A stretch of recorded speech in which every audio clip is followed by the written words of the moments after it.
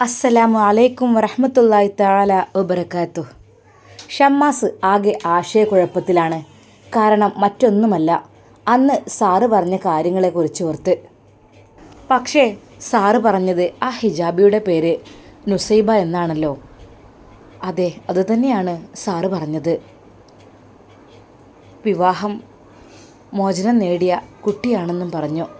അതെ, അവളുടെ ഭർത്താവ് അവളെ ഉപേക്ഷിച്ചതാണെന്ന് ഈ ചെറുപ്രായത്തിൽ തന്നെ. കേട്ടപ്പോൾ വളരെയധികം സങ്കടം തോന്നി. എന്നാലും എവിടേക്കോ എന്തൊക്കെയോ ഒരു ആശയക്കുഴപ്പം. കാരണം മറ്റൊന്നുമല്ല, തൻ്റെ വീട്ടിലും ഇതേ ഒരു അനുഭവം ഉള്ളതാണ്. പക്ഷേ അവൾ ഒരിക്കലും പഠിക്കുന്നില്ല, വീട്ടിലാണ്.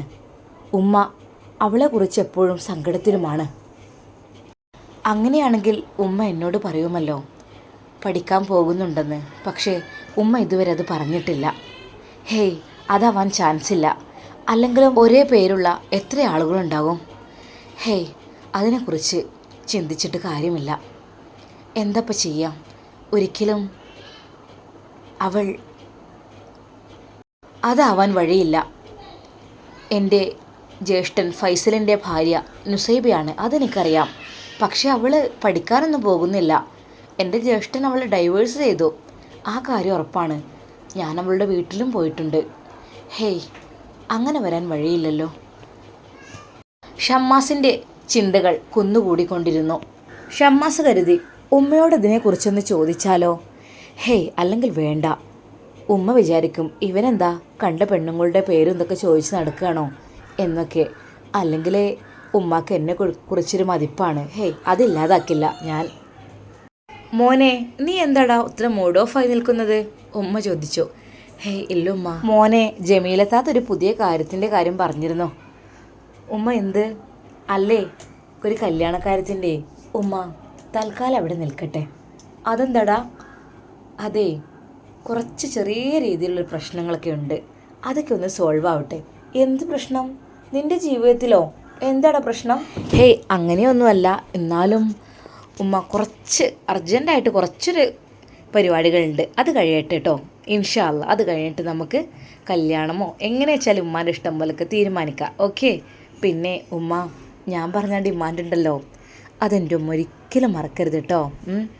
ഈ ഷാമോനെ കുറിച്ച് ഓർക്കുമ്പോൾ ഉമ്മാക്ക് അതുപോലുള്ള പെൺകുട്ടികളല്ലേ ഓർമ്മ വരുള്ളൂ. അല്ലാതെ അതിനപ്പുറത്തേക്കൊന്നും എൻ്റെ ഉമ്മ ചിന്തിക്കില്ലല്ലോ. ഹേയ്, ഇല്ല മോനെ, എനിക്കറിയാം എൻ്റെ മോനെ സ്വാലിഹായ പെൺകുട്ടികളെ മാത്രമേ കണ്ടെത്തുള്ളൂ, അവരെ വിവാഹം കഴിക്കുള്ളൂ എന്നുള്ളത്. അതിനപ്പുറത്തേക്കായിട്ട് ഉമ്മ ഒന്നും ചിന്തിക്കൂലടാ. അവന് സന്തോഷമായി. എന്തൊക്കെ തന്നെയായാലും കാര്യങ്ങളൊക്കെ ഒന്ന് കലങ്ങി തെളിയട്ടെ. എന്താണ് സംഭവിക്കുന്നത്? ഞാൻ വിചാരിക്കുന്നതാണോ അതോ മറ്റു വല്ലതുമാണോ സംഭവിക്കുന്നത്? ഒന്നും എനിക്കറിയുന്നില്ല. മൊത്തത്തിലാകെ ഒരു കൺഫ്യൂഷന്. ഒരിക്കലും ഇക്കാക്കയുടെ ആദ്യത്തെ വൈഫ് പഠിക്കാൻ പോകുന്ന കാര്യം ഉമ്മ പറഞ്ഞിട്ടേ ഇല്ല എന്നോട്. ഷമ്മാസ് ആകെ കൺഫ്യൂഷനായി. അവൻ റൂമിലേക്ക് പോയി. ജനൽ തുറന്നിട്ട് അവൻ വെറുതെ ശൂന്യതയിലേക്ക് നോക്കി നിന്നു. എന്നാലും പഠിച്ചോനെ, എന്തൊക്കെയോ ഉണ്ട്. പക്ഷെ ഉമ്മയോട് ചോദിക്കാൻ മടിയാണ്. എങ്കിലും അറിയാത്ത രീതിയിലൊന്ന് ചോദിച്ചു നോക്കിയാലോ?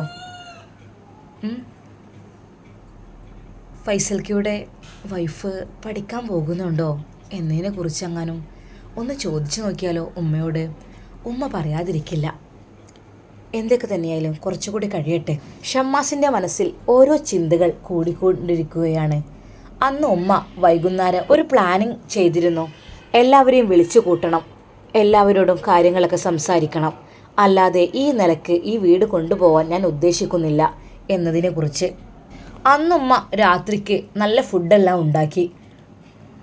അന്ന് മക്കൾക്ക് ഇഷ്ടപ്പെട്ട ഇനം എല്ലാ ഫുഡുകളും ഉമ്മ ഉണ്ടാക്കി. കൂട്ടിന് ജമീല താത്തയെയും കൂട്ടി. ഷമ്മാസ് ചോദിച്ചു, ഉമ്മ, ഇന്നെന്താ പ്രത്യേകത? ഉമ്മ നല്ല വെറൈറ്റി ഫുഡ് ഐറ്റംസ് ഒക്കെ ഉണ്ടാക്കിയിട്ടുണ്ടല്ലോ, എന്തു പറ്റി? മോനെ, ഇന്നിവിടെ പ്രത്യേകതയുള്ള ദിവസമാണ്. അതെന്താ ഉമ്മ? അല്ലേ, കുറച്ച് കാര്യങ്ങൾ എനിക്കൊന്ന് സെറ്റാക്കാനുണ്ട്. അതിനുള്ളൊരു മുന്നോടിയായിട്ടാണ് ഇതൊക്കെ, ഈ ഒരു സൽക്കാരം. മക്കളെ എല്ലാവരെയും കൂട്ടി വിളിച്ചിട്ടാണ് ഈ ഒരു സൽക്കാരം. ഉമ്മ, അപ്പോൾ സാജിത്ത വരൂലേ? സാജിത്തയോടൊന്നും പറഞ്ഞിട്ടില്ല, അവൾ തൽക്കാലം അവിടെ നിൽക്കട്ടെ. അതെന്താ ഉമ്മ? മക്കളെ എല്ലാവരെയും വിളിക്കുമ്പോൾ അവളും ഉമ്മയുടെ മോളനല്ലേ? അത് ശരിയാണ്, അവൾ അവിടെയല്ലേ, ഇവിടേക്ക് വല്ലപ്പോഴല്ലേ വരുന്നുള്ളൂ. ഇന്ന് അങ്ങനെയല്ല. ഇന്ന് ഇവിടെ നിൽക്കുന്നവർക്കുള്ള ഒരു ചെറിയ രീതിയിലുള്ളൊരു സൽക്കാരാണ് ഞാനിവിടെ ഒരുക്കുന്നത്. പല പല വെറൈറ്റി ഐറ്റംസിലുള്ള ഫുഡ്സുകളെല്ലാം ഉമ്മ ടേബിളിൽ കൊണ്ടുവെക്കുന്നു. ഷമ്മാസ് പറഞ്ഞു, ഹോ, ഉമ്മ ഇപ്പോൾ പഴയതിനേക്കാളും ഒന്നുകൂടി സ്മാർട്ടായല്ലോ, എന്തൊരു ഉഷാറാണ്. അതേ മോനെ, ഇനി സ്മാർട്ടാകാതിരിക്കാൻ ഉമ്മക്ക് പറ്റൂല. കാരണം മക്കൾ 3 ആൺമക്കളൊക്കെ ഉണ്ട്, ഓക്കെ. അപ്പോൾ സ്മാർട്ടാകാതിരിക്കാൻ പറ്റൂലല്ലോ. ഇനി മുതൽ ഈ വീടന്നെ സ്മാർട്ടായിരിക്കും, ഈ നോക്കിക്കോ. ഉമ്മ എന്തോ മനസ്സിൽ ഉള്ളിൽ വെച്ച് പറയുന്നത് പോലെയാണ് ഷമ്മാസിന് അനുഭവപ്പെട്ടത്. ഷമ്മാസിനെ ഒരു കാര്യം ചോദിക്കണം എന്നുണ്ടായിരുന്നു. ഉമ്മ, ഫൈസൽക്കയുടെ ആദ്യ ഭാര്യ പഠിക്കാൻ പോകുന്നുണ്ടോ എന്നതിനെക്കുറിച്ച്. പക്ഷേ ഉമ്മയുടെ ഇന്നത്തെ ഈ ഒരു സ്വഭാവത്തിന് അത് പറയാൻ പറ്റുന്ന ടൈമാണോ എന്ന് ഷമ്മാസ് ആലോചിച്ചു. കാരണം ഒരു പക്ഷേ ഇന്ന് കുറച്ച് സ്ട്രോങ് ആണ്. ശരിയാണ്, ഫുഡ് ഐറ്റംസുകളും എല്ലാം ഉണ്ടാക്കി സെറ്റാക്കിയിട്ടുണ്ട്, ഭയങ്കര സ്മാർട്ടാണെന്ന് എന്തോ ഒന്നുണ്ട്. ഷമ്മാസിനത് മനസ്സിലായി തുടങ്ങി. എന്നാലും ഉമ്മ തുറന്നു പറഞ്ഞില്ല ഒന്നും. മക്കളെ എല്ലാവരെയും ഫുഡ് കഴിക്കാൻ വിളിക്കുകയാണ്. എല്ലാവരെയും മുകളിലെ ബെല്ലടിച്ച് വിളിക്കുന്നു. നവാസേ, കുട്ടികളെയൊക്കെ കൂട്ടി വാ. ഫൈസലേ, അവളെ കൂട്ടിങ്ങോട്ട് വാ. എല്ലാവരും താഴേക്ക് പെട്ടെന്ന് ഇറങ്ങി വരുന്നുണ്ട്. ദാ ഫുഡ് റെഡി ആയിട്ടുണ്ട്, വരൂ.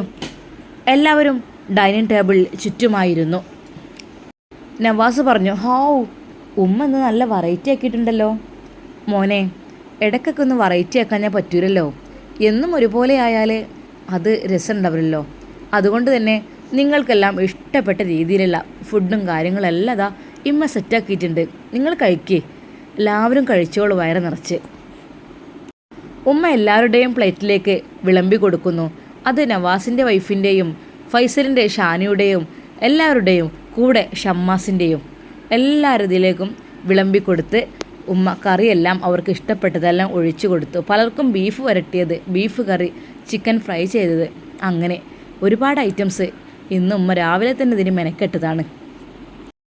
എല്ലാവരും ചോദിക്കുന്നു, ഇന്നെന്താ പ്രത്യേകത? ആരുടെങ്കിലും ബർത്ത്ഡേയോ അങ്ങനെ എന്തെങ്കിലും ആണോ? അതോ ഇന്ന് വെറൈറ്റി ഐറ്റംസ്, ഇന്ന് ഭയങ്കര ടേസ്റ്റുണ്ട്, എല്ലാവരും നല്ല രീതിയിൽ ഭക്ഷിക്കുന്നുമുണ്ട്. ഉമ്മ ഇരിക്കുന്നില്ലേ? ഞാനിരിക്കാം, നിങ്ങൾ കഴിക്കേ, നിങ്ങൾ നല്ല വയറ് നിറച്ച് കഴിക്കേ. എല്ലാവർക്കും ഉമ്മ വീണ്ടും വീണ്ടും ഇട്ട് കൊടുത്തു. ഏകദേശം ഭക്ഷണം കഴിച്ച് കഴിഞ്ഞു തുടങ്ങുകയാണ്. എല്ലാവരും വയറ് നിറയെ നല്ല രീതിയിൽ കഴിച്ചു. ഉമ്മ വിചാരിച്ചു, കാര്യങ്ങളെയൊക്കെ ഒന്ന് പറയാം, പറഞ്ഞ് റെഡിയാക്കാം. ഉമ്മ പറഞ്ഞു, എല്ലാവരും വയറ് നിറച്ച് ഭക്ഷണം കഴിച്ചല്ലോ അല്ലേ? ആ, കഴിച്ചു. കുറച്ചും കൂടി ഇട്ടിട്ട്? ഹേയ് വേണ്ട, ഇനി മതി, വയറ് നിറഞ്ഞു. എല്ലാവരും വളരെയധികം സന്തോഷത്തിലാണ്.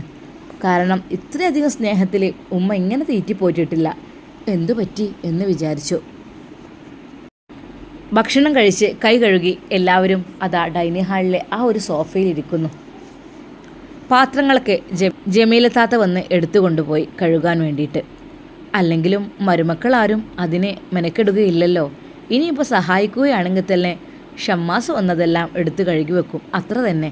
അല്ലാതെ ഒരു കുട്ടിയും അതിന് വരില്ല എന്ന് ഉമ്മാക്ക് നന്നായി അറിയാം. ജമീല, നീ ഭക്ഷണം കഴിച്ചോട്ടോ, എന്നിട്ട് പാത്രം കഴുകിയാൽ മതി, ഉമ്മ നിർദ്ദേശം കൊടുത്തു. എല്ലാ മക്കളും ഡൈനിങ് ഹാളിലെ സോഫയിൽ ഇരിക്കുകയാണ്.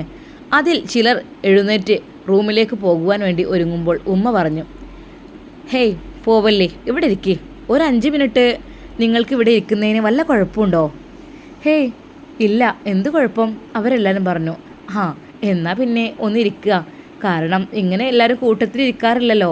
ഭക്ഷണം കഴിക്കുക, പോകുക, ഇതല്ലേ നിങ്ങൾക്കുള്ള ആകെയുള്ള പരിപാടി, അല്ലാതെ വേറൊന്നുമില്ലല്ലോ. ഇന്ന് നമുക്ക് 5 മിനിറ്റ് ഇവിടെ സംസാരിക്കണം. എന്താ അമ്മ അങ്ങക്ക് ഇന്ന് ഇങ്ങനെയൊക്കെ ഒരു പൂതി?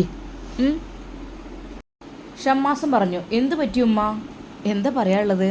മോനെ, പറയാം, എല്ലാവരോടും ഞാൻ പറയാം, നവാസിനോടും ഫൈസലിനോടും ഷമ്മാസിനോടും നിങ്ങളുടെ ഫാമിലിയോടും കൂടിയാണ് ഞാൻ പറയണത്. അതെ, മറ്റൊന്നുമല്ല, ഞാൻ പറയാം. നമ്മൾ ദുനിയാവ് എന്ന് വെച്ചാൽ കുറച്ച് കാലത്തെ ജീവിതമാണ് ഉള്ളത്. ഞാനൊരു ഉമ്മയാണല്ലോ നിങ്ങൾക്ക് എന്നും ദിവസം ഇത്ര വലിയ മക്കളായിട്ടും മരുമക്കളായിട്ടും പേരക്കുട്ടികളായിട്ടും നിങ്ങൾക്ക് വേണ്ടി ഞാനിവിടെ ഭക്ഷണം ഉണ്ടാക്കി തീറ്റിപ്പോറ്റുന്നു. എന്നും ഇങ്ങനെ തീറ്റിപ്പോറ്റാൻ ഞാൻ ഇവിടെ ഉണ്ടാവില്ല. അത് മാത്രമല്ല, നമ്മൾ ഈ ദുനിയാവിൽ പറഞ്ഞാൽ കുറച്ച് കാലത്തെ വിരുന്നുകാരാണ്. അപ്പോൾ നമ്മൾ എന്ത് വേണം? ആ കുറച്ച് കാലത്തെ ജീവിതത്തിൽ നമ്മൾ കുറച്ച് നന്മകൾ ചെയ്യണം. അങ്ങനെ നിങ്ങൾ ആരെങ്കിലും ചെയ്യുന്നുണ്ടോ എന്തെങ്കിലും നന്മകൾ? എന്താ ഉമ്മ പറയണത്? അവർക്കൊക്കെ എന്തോ ഒരു പന്തികേട് പോലെ. അതേ, പിന്നെ ഞാൻ ഒരു കാര്യം പറയാം. നാളെ മുതൽ ഈ വീട്ടിൽ ഒരു കുട്ടിയും സുബഹി നിസ്കരിക്കാതെ, അതായത് സുബഹി തെറ്റിച്ചുകൊണ്ട് കിടക്കാനേ പാടില്ല ഈ വീട്ടിൽ. മനസ്സിലായല്ലോ? അതെ, ഈ വീടിന് പുറത്ത് നിങ്ങളുടെ ഇഷ്ടം പോലെ ആയിക്കോളി, ഒരു കുഴപ്പമില്ല. എന്തായാലും ഞാൻ പോണത് എൻ്റെ ഖബർക്കുമാണ്, നിങ്ങൾ പോണത് നിങ്ങളെ ഖബർക്കുമാണ്. അതുകൊണ്ട് തന്നെ നിങ്ങൾ 8 മണിക്കും 9 മണിക്കും എണീറ്റ് വരുമ്പോഴേക്കും ടേബിളിൽ ചായയും കടിയും കറിയും എല്ലാം റെഡിയായി നിങ്ങൾ വന്ന് കഴിക്കുക, പോവുക. ആർക്കും ഒന്നും പറയാനോ ഒന്നുമില്ല. നിങ്ങളെന്നും നിങ്ങളുടെ ഇഷ്ടം പോലെ ചെയ്യണം, ഞാനൊന്നും പറയാറില്ല. പക്ഷേ നാളെ മുതൽ ഈ തറവാട്ടത്തെ സ്ഥിതിഗതികൾ ഒന്ന് മാറ്റണം. ഇവിടെ ആണുങ്ങളെന്നോ പെണ്ണുങ്ങളെന്നോ വേർതിരിച്ച് ഞാൻ പറയണില്ല. എനിക്ക് എൻ്റെ മക്കളും മരുമക്കളൊക്കെ ഒരുപോലെയാണ്, എല്ലാവരും അതിൽ പെടും. സുബഹി നിസ്കരിക്കാതെ ഒരു കുട്ടി കിടന്നു കഴിഞ്ഞാൽ ഈ തറവാടിൻ്റെ പുറത്ത് പോവേണ്ടി വരും. പിന്നെ നിങ്ങൾക്ക് ഇവിടെ സ്ഥാനമില്ല. നിങ്ങൾക്ക് ഇഷ്ടം പോലെ എങ്ങനെ നടക്കുക, അതൊക്കെ നിങ്ങളിഷ്ടം പോലെയാണ്. അപ്പോൾ നാളത്തെ നിർദ്ദേശങ്ങൾ കേട്ടല്ലോ. ഒന്നാമതായി എനിക്ക് പറയാനുള്ള കാര്യം അതാണ്. ആ ഒരു കാര്യം ഞാൻ പറഞ്ഞത് അനുസരിക്കുകയാണെങ്കിൽ ഓക്കെ, എന്നും ഈ ഉമ്മ നിങ്ങളുടെ കൂടെ ഇങ്ങനെ ഉണ്ടാവും. അതല്ല, നിങ്ങൾക്ക് നിങ്ങളുടെ ഇഷ്ടം പോലെ സുബഹി നിസ്കരിക്കാതെ കിടക്കുകയാണെങ്കിൽ അത് ഈ വീട്ടിൽ പറ്റൂല കേട്ടോ. ഷമ്മാസിനോടും ഫൈസലിനോടും നവാസിനോടും നിങ്ങളുടെ വൈഫുമാരോടും പറയണത്. കുട്ടികളെ പിന്നല്ലേ കൂട്ടാൻ പറ്റില്ലല്ലോ, കുട്ടികൾക്ക് ആയിട്ടില്ല. അത് നിങ്ങൾ പറഞ്ഞ് മനസ്സിലായി. നിങ്ങളാണ് മാതൃക കുട്ടികൾക്ക്. നിങ്ങളെ മാതൃക നിങ്ങൾ കാണിച്ചു കൊടുത്താലാണ് മക്കളും അത് ഭാവിയിൽ ശീലിക്കുള്ളൂ. അല്ലാതെ തന്തയും തള്ളയും ഇതിങ്ങനെ സൂര്യ ഉദിക്കോളും കൂർക്കം വലിച്ച് കിടന്നുറങ്ങുക. പിന്നെ എപ്പോഴെങ്കിലും നെയ്ച്ച് നിസ്കരിച്ചെങ്കിൽ ആയില്ലെങ്കിലില്ല. അത് കണ്ടിട്ട് തന്നെ മക്കൾ പഠിക്കും. മക്കൾ പഠിക്കണ മാതാപിതാക്കളെ കണ്ടിട്ടാണ്. അപ്പോൾ നിങ്ങളുടെ ഭാവി നിങ്ങൾ തന്നെ കേടെടുത്താണ്, മക്കളും അതുപോലെ തന്നെ ആവും. അതുകൊണ്ട് ഞാൻ പറഞ്ഞു തരാം, നാളെ മുതൽ ഈ ഒരു വാഗ്ദാനം പാലിക്കാൻ ഇവിടെ ആരെങ്കിലും തയ്യാറുണ്ടോ? അങ്ങനെയുള്ളവർക്ക് ഈ വീട്ടിൽ നിൽക്കാം, അങ്ങനെയുള്ളവർക്ക് ഈ വീട്ടിൽ തുടരാം. നിസ്കരിക്കണം, അത് നിർബന്ധമാണ്. അല്ലാത്തവർക്ക് ഇവിടെ ഒരു ഫുഡ് എന്നല്ല, ഒരു പച്ച വെള്ളം പോലും ഞാൻ തരില്ല നിസ്കരിക്കാത്ത ആളുകൾക്ക്. എന്താ, ആർക്കും ഒന്നും മിണ്ടായില്ലേ? മിണ്ടാണ്ടാവില്ല. എങ്ങനെ മിണ്ടാന്? കാരണം എന്താ, ആർക്കും ഇല്ലല്ലത്. ഷമ്മാസിന് ആകെ ഒരു ഭയമായി. പഠിച്ചോനെ, ഉമ്മ എന്താ ഇവരെല്ലാവരെയും പുറത്താക്കാനുള്ള തയ്യാറെടുപ്പിലാണോ? ഉമ്മ, അത് അവർ നാളെ മുതൽ ചെയ്തോളും. എടാ, ഞാൻ നിന്നോട് ചോദിച്ചപ്പോൾ ഇല്ലല്ലോ. അവർ പറയട്ടെ. നിങ്ങൾ നിസ്കരിക്കാത്തവർ പറയണം നാളെ മുതൽ ഞാൻ ഇവിടെ സുബഹി നിസ്കരിക്കും എന്ന് പറഞ്ഞാലേ നിങ്ങൾക്ക് ഇവിടെ സ്ഥാനമുണ്ട്. അല്ലെങ്കിൽ ഞാൻ ഒരു പച്ചവെള്ളം ഞാൻ എൻ്റെ കൈകൊണ്ട് തരില്ല. നിങ്ങൾ വേണമെങ്കിൽ വന്ന് ഉണ്ടാക്കി കുടിക്കേണ്ടി വരും. പക്ഷേ ഈ വീട്ടിലും നിൽക്കണം എനിക്കിഷ്ടമല്ല അങ്ങനെയുള്ളവരെ. എന്താ നിങ്ങളുടെ അഭിപ്രായം? നിങ്ങൾക്ക് തിന്ന് തീരുമാനിക്കാം. അതിനുള്ള ഫുഡാണ് ഇപ്പോൾ ഞാൻ നിങ്ങൾക്ക് തന്നത്. എല്ലാവരും ഫുഡൊക്കെ നല്ല വയറ് നിറച്ച് സന്തോഷിച്ച് നിൽക്കല്ലേ? ഇനി ഇതൊന്ന് തീരുമാനിച്ച് നോക്കി. കുറഞ്ഞ കാലത്ത് ജീവിതമാണ്. നിസ്കാരം ഉപേക്ഷിച്ചാൽ അതിന് ശിക്ഷ നിങ്ങൾക്ക് അറിയാറ്റാണ്. അപ്പോൾ നാളെ തന്നെ സുബഹി നിസ്കാരത്തിന് ഇവിടെ ആണുങ്ങൾ പള്ളിയിലേക്ക് പോകുന്നേ വേണം. വീട്ടിൽ നിന്ന് നിസ്കരിക്കാമെന്ന് ഞാൻ പ്രോത്സാഹിപ്പിക്കണില്ല. പെണ്ണുങ്ങൾ സുബഹിൻ്റെ സമയത്ത് എഴുന്നേറ്റ് നിസ്കരിക്കുകയും വേണം, അത് നിർബന്ധമാണ്. അതല്ല, ഒരിക്കലും അത് കഴിയൂല, അത് ചെയ്യാൻ കഴിയൂല എന്ന് നിങ്ങൾക്ക് തോന്നുകയാണെങ്കിൽ നിങ്ങൾക്ക് ഇറങ്ങാം. വീട്ടിൽ നിന്ന് ഇറങ്ങിപ്പോയിട്ട് നിങ്ങൾക്ക് ഇഷ്ടമുള്ള സ്ഥലത്ത് റൂം എടുക്കുക, എന്ത് വേണമെങ്കിലും ചെയ്യാം. എന്താ, നിങ്ങൾക്ക് എല്ലാവർക്കും റൂം എടുക്കാനുള്ള കപ്പാസിറ്റി ഒക്കെ ഉണ്ടല്ലോ.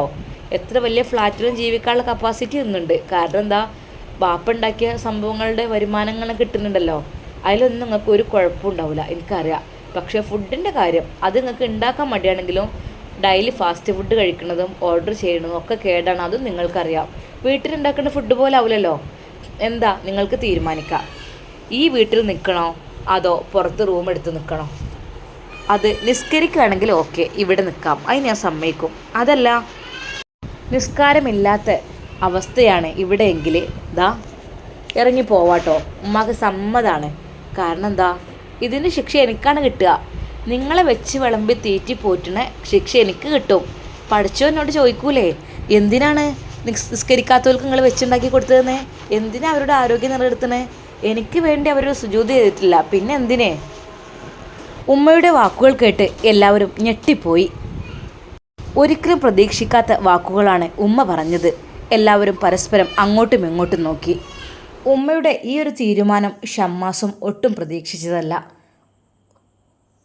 സത്യം പറഞ്ഞാൽ ഉമ്മാക്കിതെന്തു പറ്റി എന്ന് വരെ ഷമ്മാസ് വിചാരിച്ചു. കാരണം മക്കളോട് അങ്ങനെ ഇങ്ങനെയൊന്നും ഒന്നും പറയില്ലായിരുന്നു. പക്ഷേ ഇത് വളരെയധികം കഠിനമായൊരു തീരുമാനമാണ്. മക്കളുടെ നന്മയ്ക്ക് വേണ്ടി ഈ ഒരു തീരുമാനം എടുത്തില്ലെങ്കിലും അതും ഉമ്മാക്ക് കേടാണ്.